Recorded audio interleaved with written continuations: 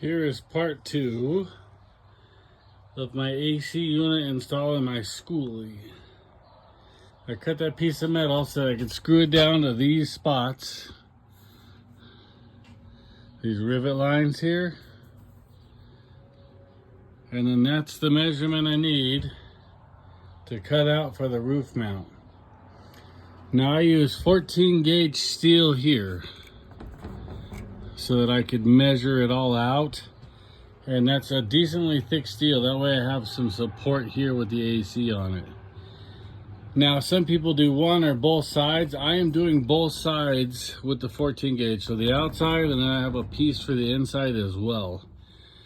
That way, when it's on there, it's super solid. And then I have these C-channel pieces here that will slide back into here so that I can have the extra support so I don't have any issues whatsoever with all of this.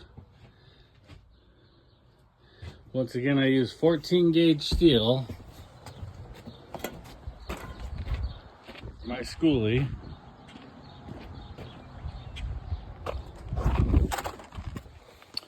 And then what I used to cut all this stuff off was this badass right here.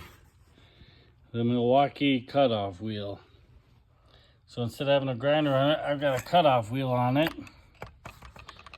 so that I can see what my battery life is, and then this cuts all that steel from those big pieces. And then I'm a cheap ass, so I went to Harbor Freight and got these cutoff wheels for the steel. Hercules ones. 4.5, because I don't have the extra handguard on there. And then that is what I use to cut that steel. It works great. I've used 1.5 of those cutoff wheels to cut all that steel so far.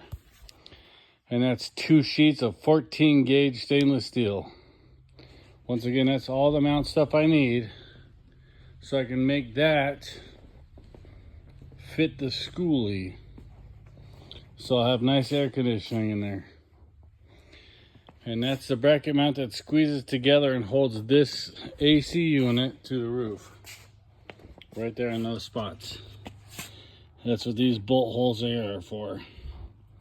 So the bracket that squishes it all together, but I'm making steel plates so that I have no issues and my Skoolie is sealed and I have air conditioning because it's hot out.